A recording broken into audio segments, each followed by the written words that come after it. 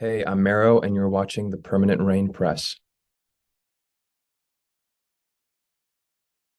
Hi everyone, it's Chloe with the Permanent Rain Press. Today I am so excited to be joined by Mero. How's it going?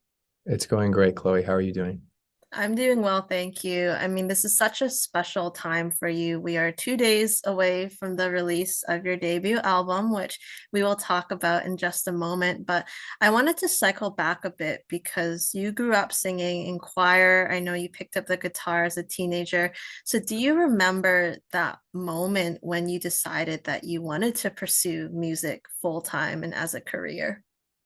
Well, there was two of those moments that dawned on me. So the first moment that made me realize because that made me want to play guitar and made me want to write songs and fall in love with music was when I watched Walk the Line, the story about Johnny Cash.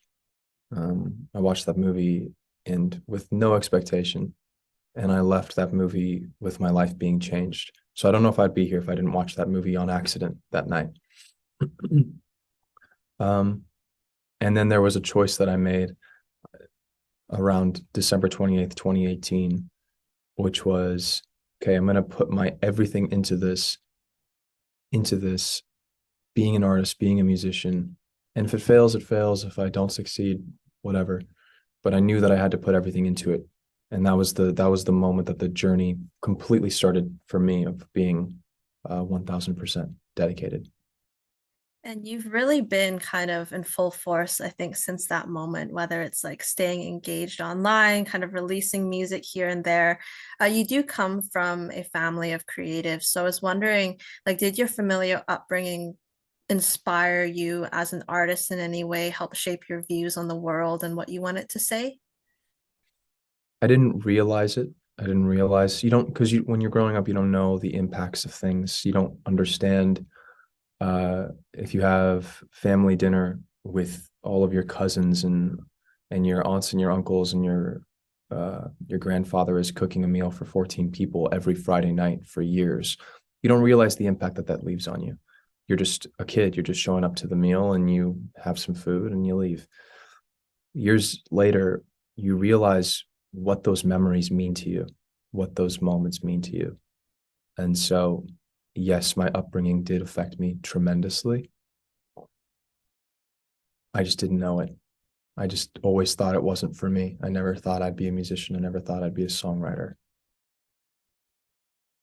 And here we are.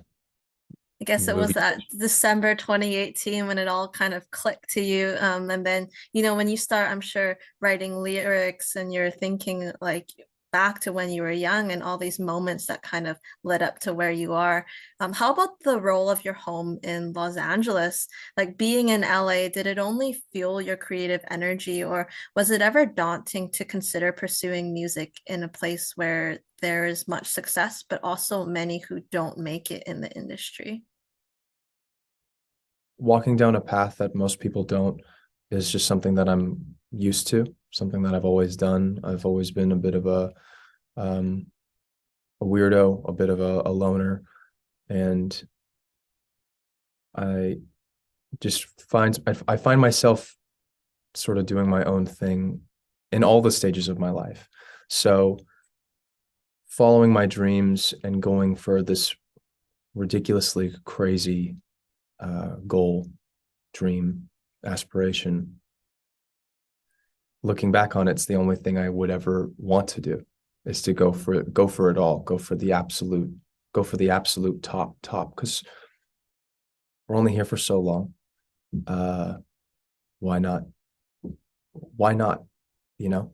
Uh, I don't know if that answered your beautiful question, but uh, Definitely did. And there was a quote that you used before that I love when you said a goal of yours is like chasing a dragon that can never be caught, because I think it is kind of balancing that hunger as well as finding a level of satisfaction, like at the same time, because you don't want it to feel just desperate to you.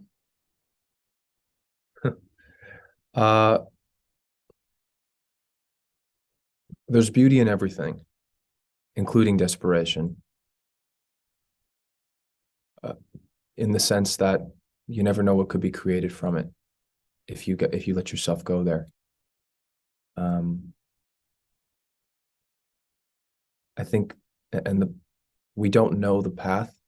We don't know the path of what will lead us to our ultimate ending, so to speak. But I trust the intentions that I'm putting into the universe, and I trust that the actions that follow suit from those intentions and thoughts are going to lead me to a place that where I'm just sort of awestruck that I get to do this with my life and that I get to live the life that I get to live. That's the place that I'm putting myself into.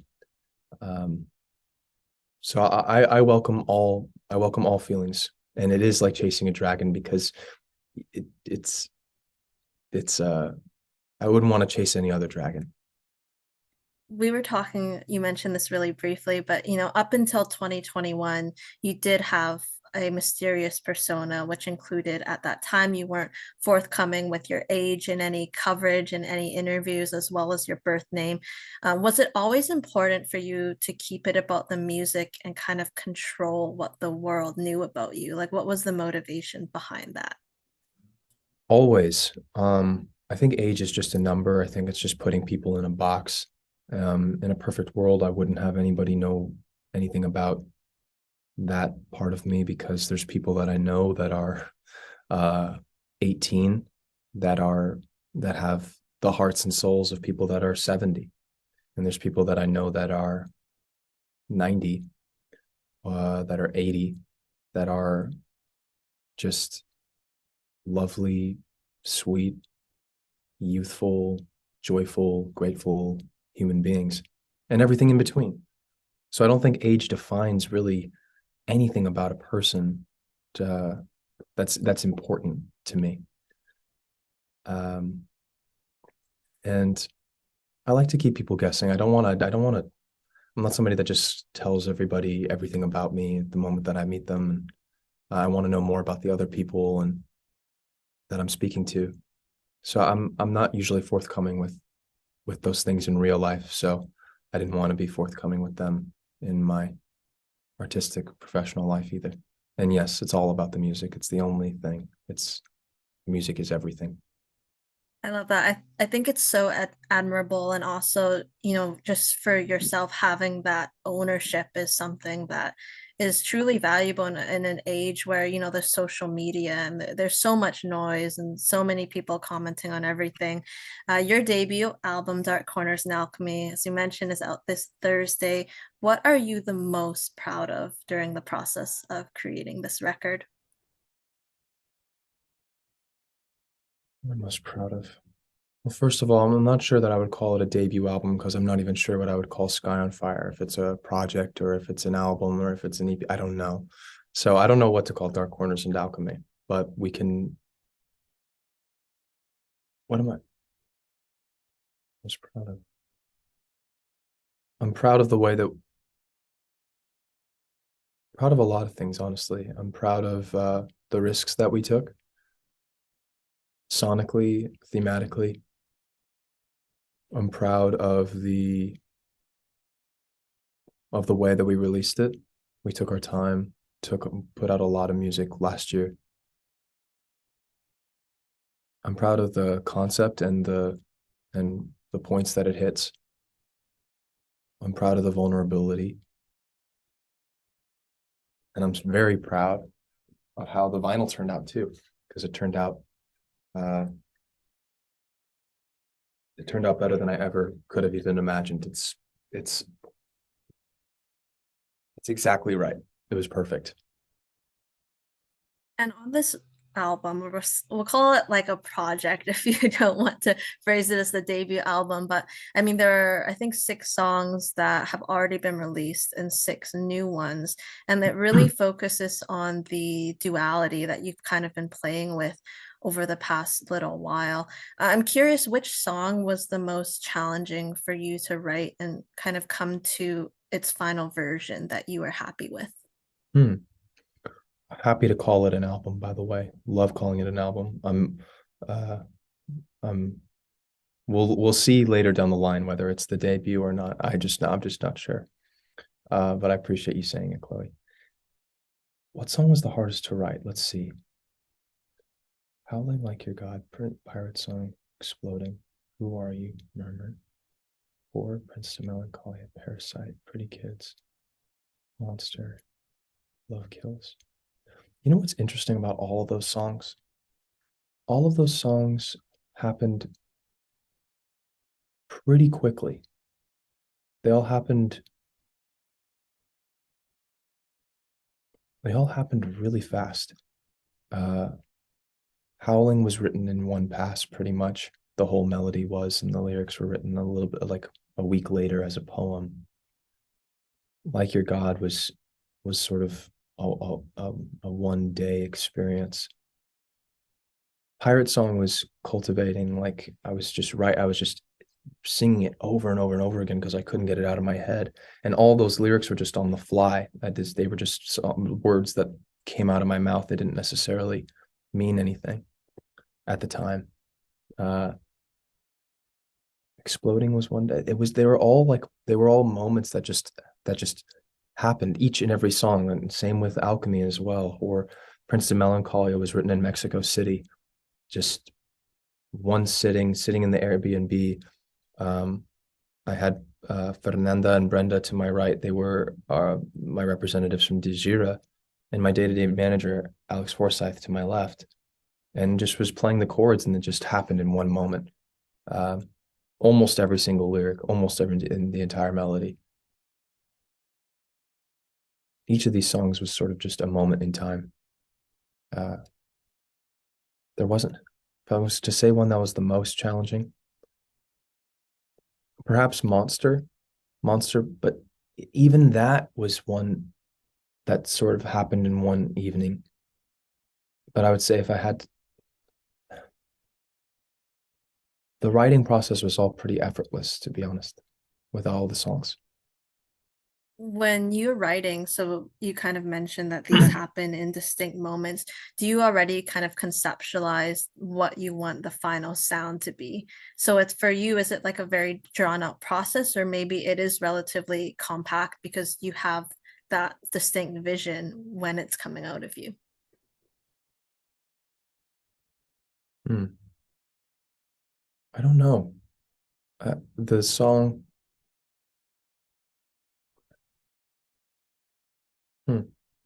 it's different for each record because it usually with songwriting, it's channeling. It's bringing something through you that doesn't belong to you necessarily. And I sort of just become a vessel to whatever is happening in that moment and surrendering yourself to that. And then sometimes after the storm has gone through, you hear it back and you have some ideas, or maybe I'm just hearing it as a guitar vocal. It's different. It's different with each record, different with each one. How would you say your sound and lyricism has evolved since Perfume? Hmm.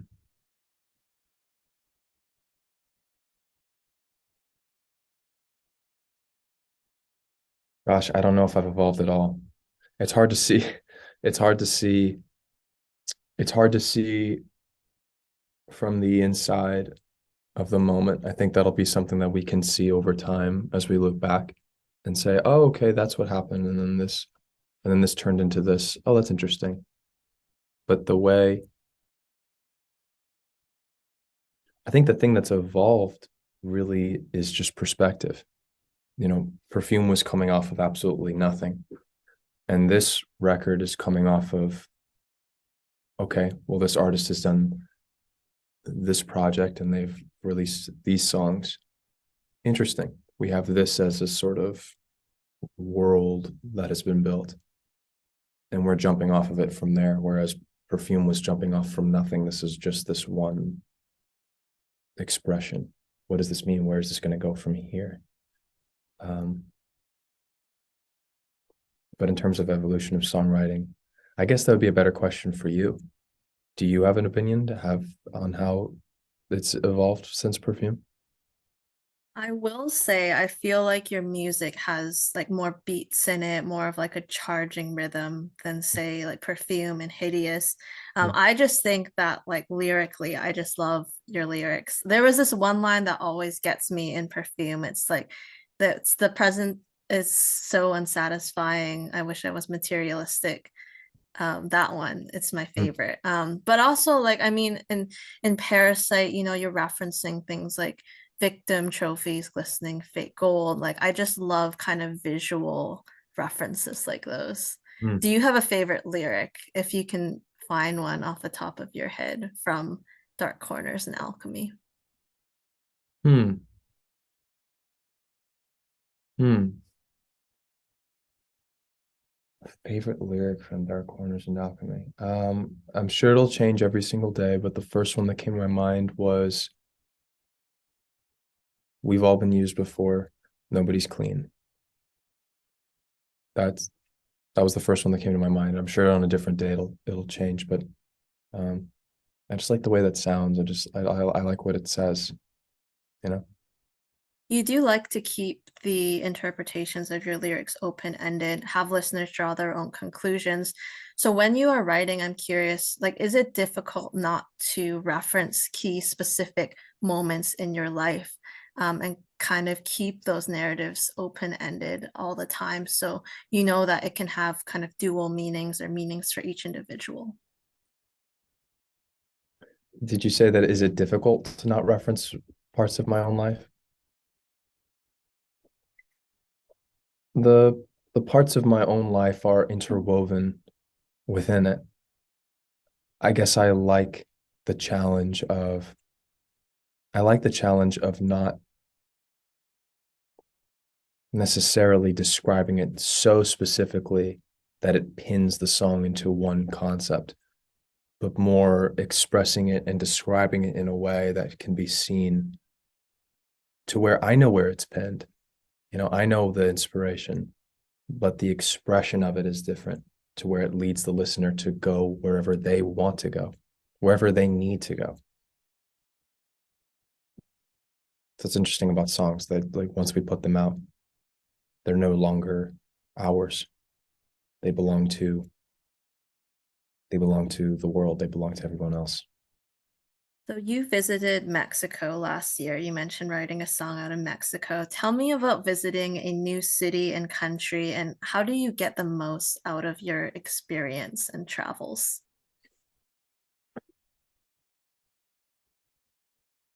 It was a really lovely experience. When we were very busy the entire time. We were so busy. Um, Morning television shows at 6 o'clock in the morning, getting up at 3:30 to drive to Puebla. Uh, Constant performances at colleges and constant radio interviews. It was the schedule was so jam packed, which was fantastic, honestly. Um, and Dejira is such a wonderful company. They're such a wonderful. It's not even fair to call them a company. It's a group of people that organized everything for me and that represent me out there in Mexico, I believe. How do I get the most out of the experience? Um, well, I'm somebody who journals every day. So writing down the memories are, I think, are very important. I think giving yourself time to do a daily ritual of whatever's best for you, you know, meditation, stretching, working out if possible, grounding yourself so that you can experience something, experience the most out of it. Kobe Bryant said this really well. Rest in peace. He said that when he meditates, um, he he's sort of in control of the day, whereas when he doesn't, the day is in control of him. If that makes sense, like you, and I'm not phrasing that exactly the way he said it a lot better than I did, but you're sort of just like on the there's a when you're centered, you can enjoy things more. So I would say whatever you can do to get yourself centered allows you to enjoy a different environment even more. I think that Makes a lot of sense. Like you're basically saying if you don't kind of center yourself at the beginning, like there's always going to be like a little bit of a disconnect between like how your day goes, what you're doing. Yeah. And on that topic, you just finished a North American tour with Mm. Claire Rosinkranz and Dwellers. What was it like on the road with them? And like how do you take care of yourself, your voice, your body when you're on the road doing shows like every couple 2 to 3 days? The tour was unforgettable. So grateful that I got to be a part of that and meet so many wonderful, wonderful people. Claire has such incredible fans. Uh, and seeing Claire on stage was very inspiring. Her and her band are great. She's uh, she's just great. And Dwellers are such kind, loving people. Shared a green room with them. We're They're lovely guys. Obviously, thinking about Claire because she had a very intense health moment, a health that we had to reschedule some shows and stuff. And so um, the tour didn't necessarily end the way that we thought it was going to end, but it was still a beautiful tour. Just thinking about her and her health. Um, what was the second part of that question? Taking care of yourself, your voice, and your body to make sure that you put out the best performance that you can. Yeah. Well, I learned a lesson. I learned a lesson while I was out there, because I was just so excited to be out there and I just couldn't stop. My my adrenaline was pumping all the time. And there was a night where I stayed up until 5 o'clock in the morning and only got 4 hours of sleep. And that was coming off of a night where I got 2 hours of sleep. And I woke up with a little pain in my throat and still dealing with the repercussions of it. Um, so up until then, I was fantastic. And then that moment, my body was just telling me that I just worked it too hard. And I'm, I'm very close to the end of this lesson that I learned, which is to really take care of myself when I'm out there, not let my adrenaline get the best of me. And get your sleep, clearly. Yeah. Get your rest, get that needed rest. Do you have any pre-show rituals that you do? It's was tough when you're out there because you never know the circumstances that are going to be laid before you. Sometimes we have a green room, sometimes we don't. As an opener, uh, you, you every circumstance was different, so you had to be open to whatever was going to be given to you. So whatever the ritual would change every time. I would, but for the most part, as we talked about earlier, just getting centered. So whatever allowed me to get centered that day, whatever I needed to do, I asked myself in my mind what I needed to become centered. Sometimes that was meditation. Sometimes that was just a longer vocal warm up. Sometimes it was just closing my eyes and uh, putting myself somewhere else mentally. But the ritual was finding something to center myself every night. Speaking about, being on the road, you did get to meet many of your fans, your tulips, in person for the first time. So how was that? Oh, it was lovely meeting people that knew my music before, and I was surprised how many people knew my music going to these shows, just because we're building our own little worlds as artists, and you don't necessarily think there will be crossover. And uh, there were so many people that knew my music before, and there were so many people that came up to me and talked to me after the show that had never heard of me before. Um, Both were so wonderful. Meeting both of those types of people were so wonderful. I loved it. And you got to sign a forehead for the first time. Mhm. Was that something, were you surprised or were you thinking I might have more foreheads to sign in the future? One forehead is more than enough, and if more people want me to sign their forehead, I will. Uh, we captured it on video too, so that was a really lovely experience. And Haley is there's just a light about her. Um, but seeing that video encompasses the experience in its entirety. The entirety of the tour is encompassed in that video, which is, here is a group of open-hearted, open-minded, kind, loving human beings looking to be affected by music and letting themselves be affected by music. And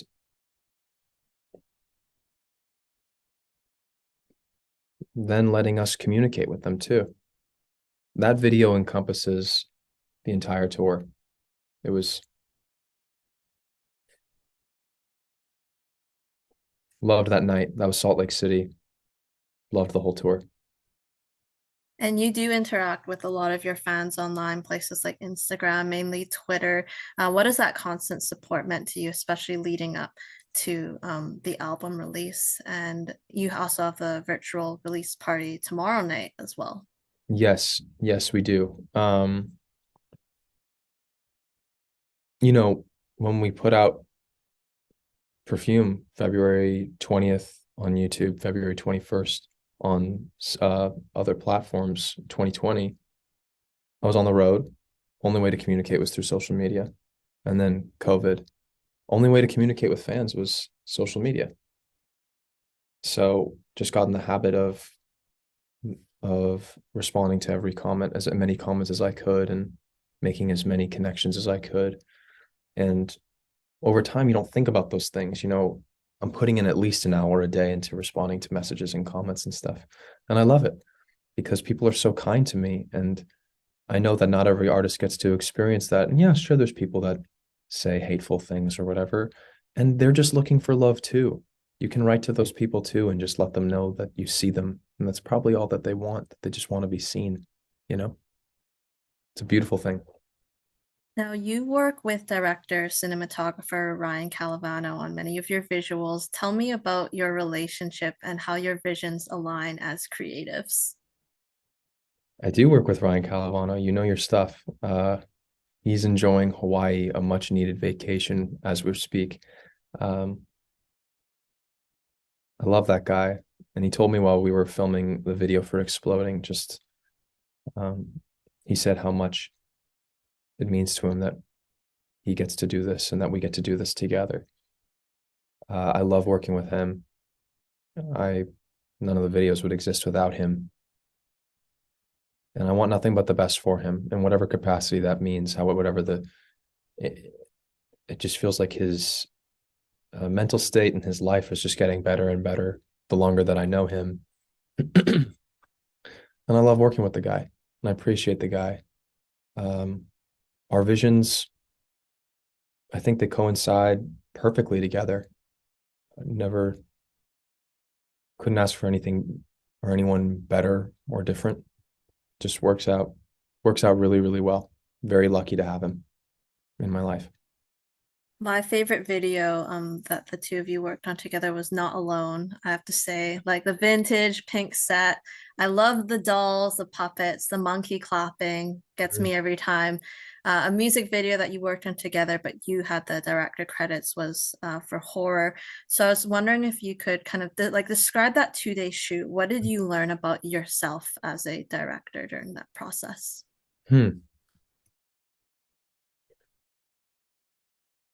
What did I learn about the process of being on the horseshoe? I learned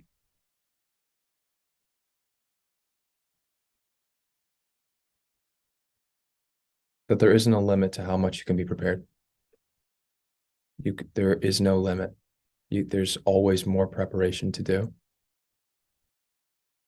And to make sure that you hit every single shot possible. Because I'm not going to say it. There's one shot that we forgot to get that by the lucky stars, there was an accident that happened where we got footage that worked, where it was okay, where it made sense to make this happen. But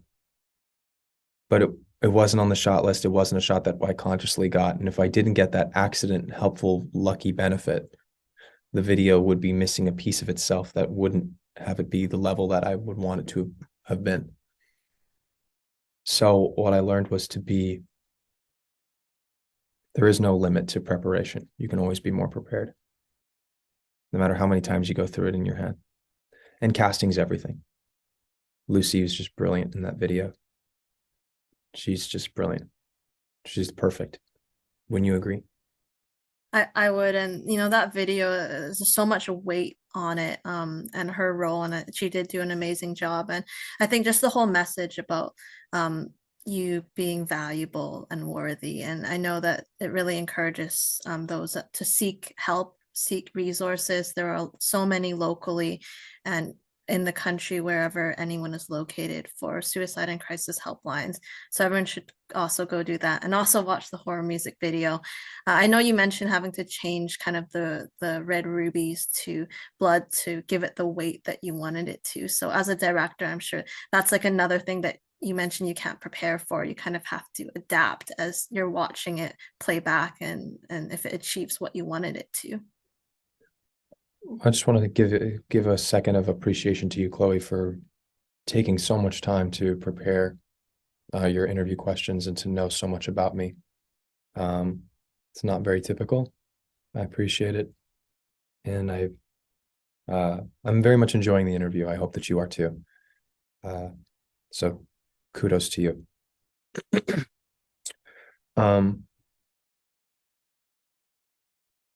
Yes, please go watch the horror music video, especially if you don't feel like you are enough, especially if you don't feel that you know what your purpose here is or what you're doing here. Don't watch it if you can't handle blood, because there's blood in it. But yeah, please watch it if you're willing and able. The rubies was actually a sign of us preparing and trying and having options in the editing room, because I've learned time and time again, if you don't have it in the editing room, then you really have no control. If you have it in the editing room, you can make something happen, right? So you can make some magic happen if you have an edit to work with. But that was just testing different ideas as you see in the video, it's just her hand that goes over her forearm to stop the blood from bleeding. And so that's, to me, a beautiful artistic version of what that actually is. You know what I mean? And so we didn't know where that line was. Is it going to be real blood that takes it there? Or would the rubies be able to suffice and tell you what it is? The rubies made it look like we were making light of the situation. We were making fun of the situation. And the blood really spoke to the weight of it. So we were just finding the artistic line. Where is the artistry? Where does it? And the hand going over the forearm and that's all possible because I was talking to that therapist, Rachel. I mentioned her in the BTS video, but her name is escaping me right now.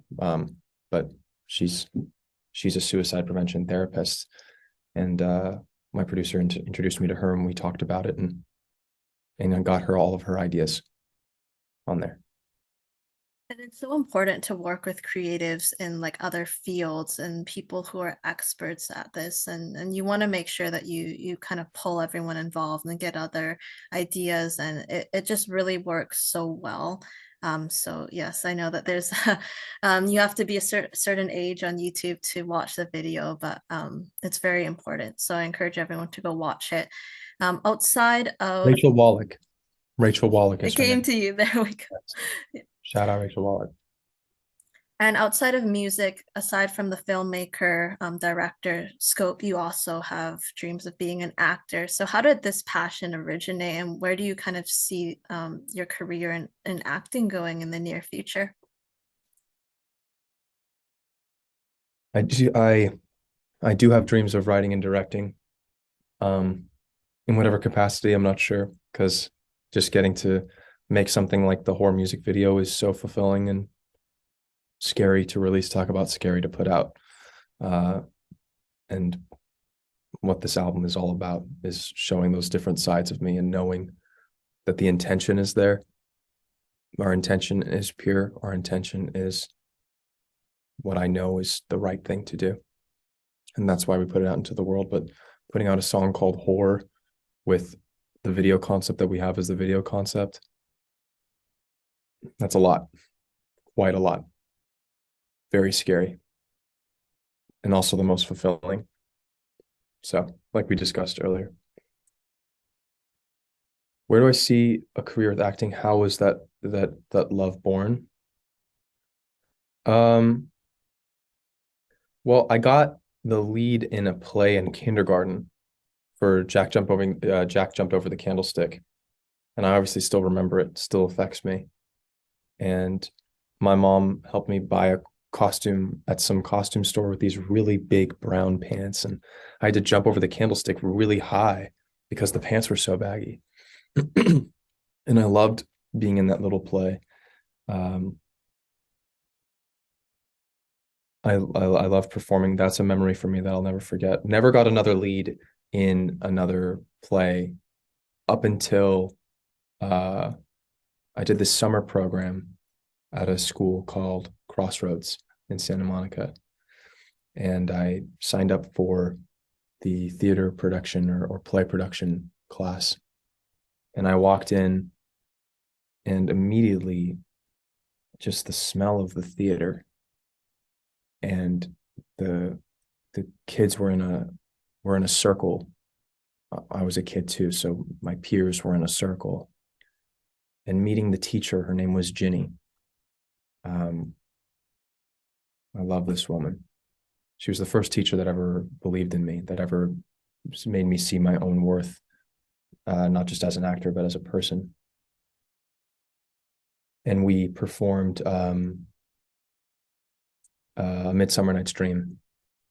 And I got to play Demetrius with all these kids that were coming from this school that's like known for acting and theater. And they were so kind to me and so uh, um, they embraced me so much. I love those people. I always will. That experience was very informative to me, just on how much I loved it, how much and how much it meant to me to be there. Uh, I just loved it. Those experiences, that one especially, being in that summer program that year and the next year, was just priceless to me.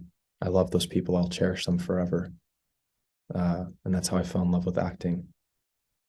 And I went to acting school. I went to Baron Brown Studio in Santa Monica, which further put me in love with acting. Shout out DW Brown. I love you, DW. Uh, he's also in the Sky on Fire music video with me, if you've ever seen it. He's my acting teacher. So, and he got to play opposite me in that film, which was also a film that really means a lot to us, everybody that was on that set. How do I see acting in the future? I would I would love to be in somebody's movie that speaks to me. Gosh, I'd love to be in a movie with an actor that I respect and admire, whose work I love, and get to play a character that I believe that I could bring to life justly. I'm going down memory lane a little bit and now exploring the future. I just love everything's always working out for us. If I get to be a part of something like that, it would make me really happy, make me very fulfilled. If that's not in the cards, it's not in the cards, but I'll be ready for the moment.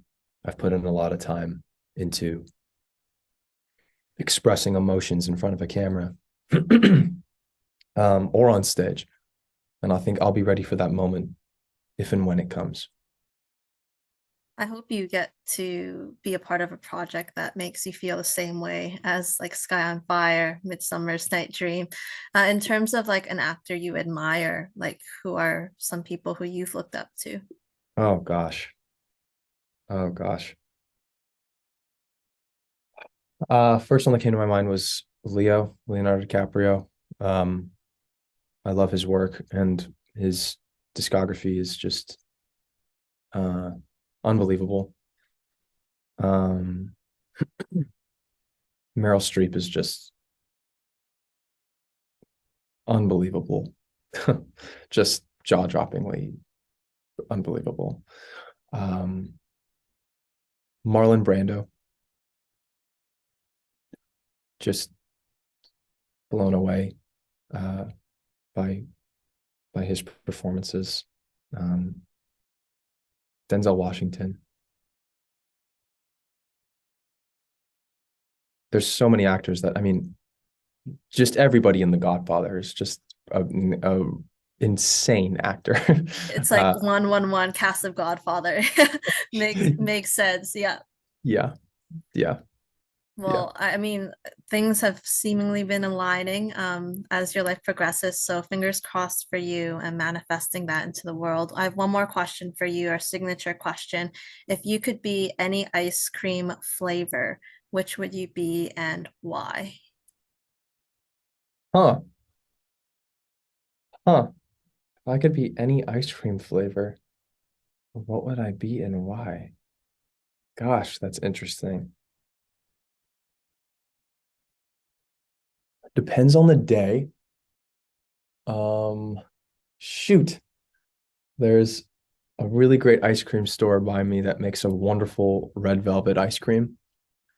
And what I love about it uh, is that there's ice cream, and then there's also there's like red velvet cupcake. Uh, like it has an amazing mouthfeel in the ice cream that you get to enjoy. And so that's why I'm debating that, and why I'm debating like fudge, like chocolate with like chocolate brownie ice cream.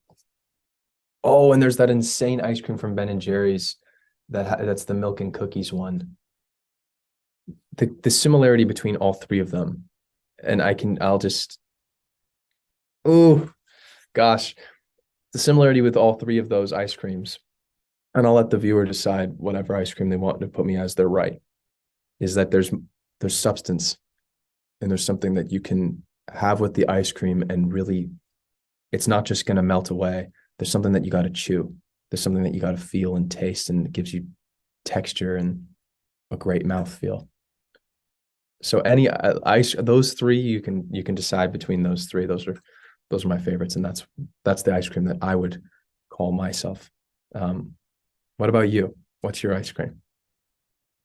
I sometimes get asked this. I can say I don't have a specific one. I would probably go for like matcha green tea, because it could be like equal parts a little bitter, but mostly sweet. So that would be my answer. But I like yours. It's very poetic and a nice way to end things off. I'd like to thank you so much, Mero, for taking the time to have this discussion with us. It's been such a pleasure. It's my pleasure, Chloe. You've been wonderful and so prepared and so thoughtful, and I appreciate everything you did to prepare for this. Of course. And, for all those watching at home, please make sure to check out Dark Corners and Alchemy. It is out March 23rd, this Thursday. It'll be out by the time of this interview, but tell all your friends. Hopefully, Meryl will be on tour in the near future. We'll see, stay up to date with his socials, and we will see you next time.